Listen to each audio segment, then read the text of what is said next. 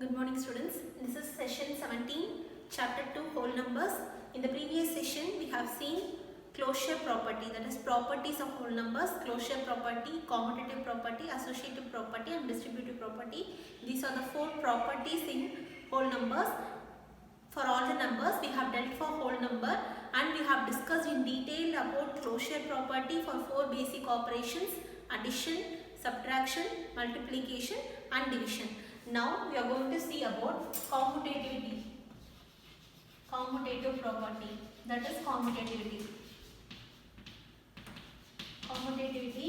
of addition,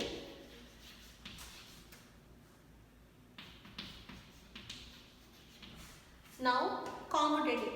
For closure property, what was the thing we have discussed? A comma B is a whole number, then the sum of two whole numbers is also a whole number, then closure property satisfies. And for subtraction also, A is a whole number, B is a whole number, then the difference between those two is a whole number, the property satisfies. But we have got it does not satisfy. So subtraction does not satisfy closure property. Same way multiplication satisfies closure property and division does not satisfy closure property. The same thing we are going to deal here, but keep in mind closure is A comma B is a whole number, then C should be a whole number. Now for commutativity, A, B, C, three variables be a whole number such that we are going to know A plus B is equal to C or B plus A is equal to C, which means A plus B is equal to B plus A. In either way, if you add also, you should get the whole number. If you are not getting the whole number, then the property does not satisfy. Again, I will tell you, A, B, C is a variable, 3 variables.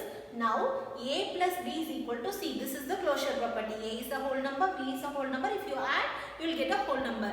Now, commutative property is, if you interchange A and B, also you have to get the whole number. If you get it, then the addition is satisfied under commutative property. If you did not get the answer, then it does not satisfy under commutative property. Let us see the example for it.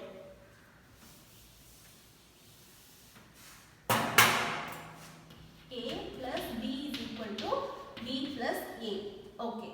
Let A be 12 and B is equal to 6. Okay.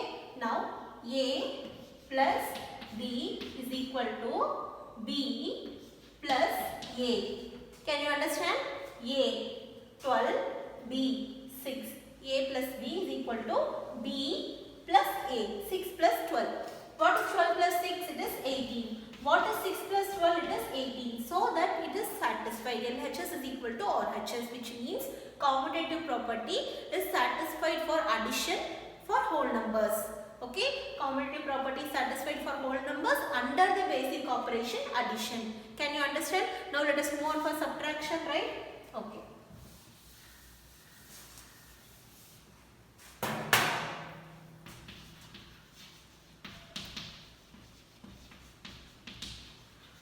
Subtraction. Okay. Now commutativity subtraction. Let A, B, C be 3 variables so that A minus B is equal to B minus A. If this satisfies, then commutativity for whole numbers and the subtraction is satisfied. Otherwise, it is not satisfied. Okay. The same number we can say, take A is equal to 12 and B is equal to 6. A minus B. 12 minus 6, which is equal to B minus A. 6 minus 12. Okay. What is 12 minus 6? It is 6. What is 6 minus 12? Is it 6?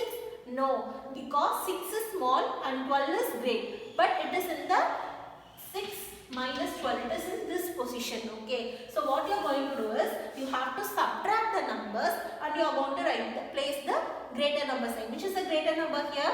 12. What sign does the greater number take? Minus. So the sign will be minus. And what is the difference between 12 and 6? It is 6. So the answer is minus 6. Is the 6 and minus 6 same? No, not at all. It is a positive integer and this is a negative integer. Note, it is an integer. It is not a whole number. It is an integer. So these two are not same. So commutativity for subtraction in whole number is not satisfied. Can you understand? Can you understand? Is it clear? Okay, now let us move for multiplication.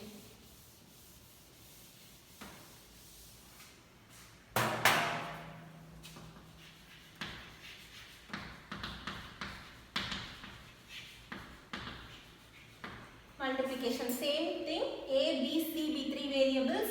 A into B is equal to B into A. Let us take the same number.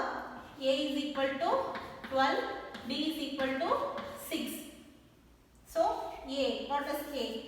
12 into 6, which is equal to B into A. 6 into 12. What is 6 to sir? 12 multiplied with is 72. Here also 6 into 12 is 72. So what is the thing here?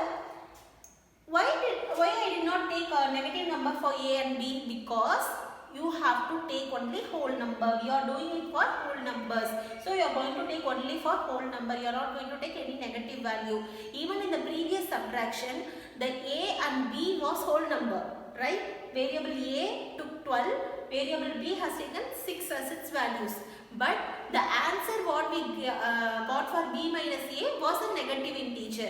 We did not take any negative integer for the variable. Can you understand it clearly? So the things what we are taking, values what we are taking for the variables A and B must be a whole number.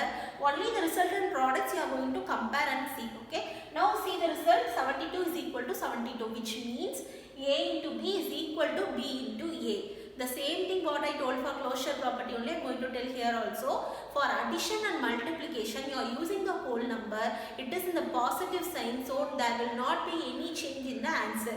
But for subtraction, if you interchange the numbers and subtract, you will necessarily get, you will definitely get a negative number. And for division you will get either rational number, fraction or decimal number. So for subtraction and division it is not possible, and for multiplication and addition it is possible. It is satisfied. Okay. Now see for division.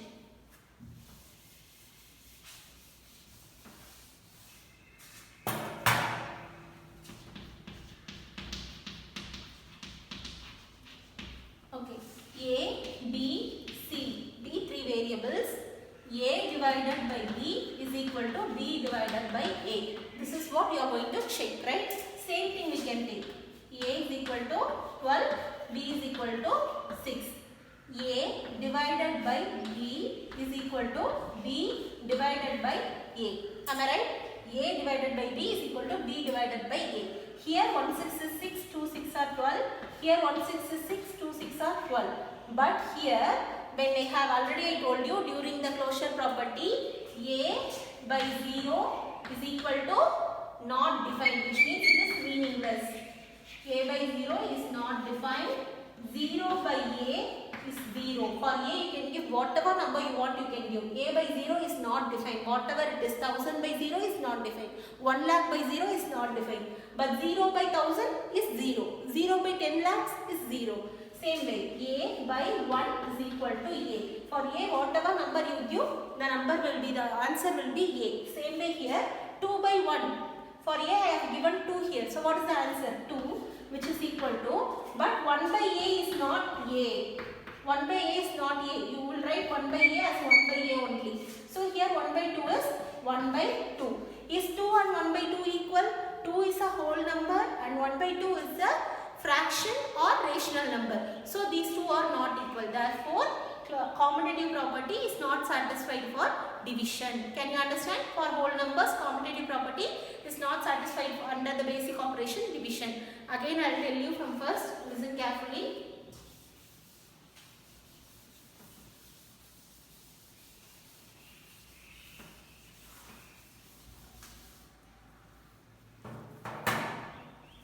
First property what we saw in last class for closure was closure property, and now it is commutative property.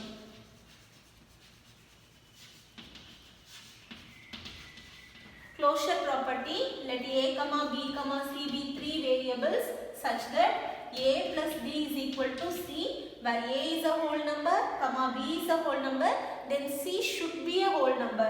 This is satisfied for addition and multiplication. For multiplication also it is satisfied. For subtraction and division it is not satisfied. Right? And the same thing for commutativity. Let A, B, C be 3 variables.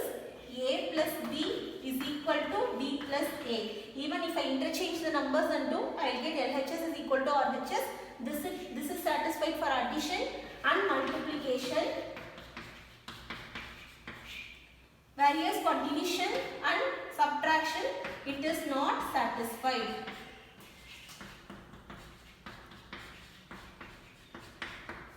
Can you understand? So this is what we have seen in the closure property and commutative property. There are two more properties. What are the properties? Associative property and distributive property. Let us see that two properties in session 18. Thank you.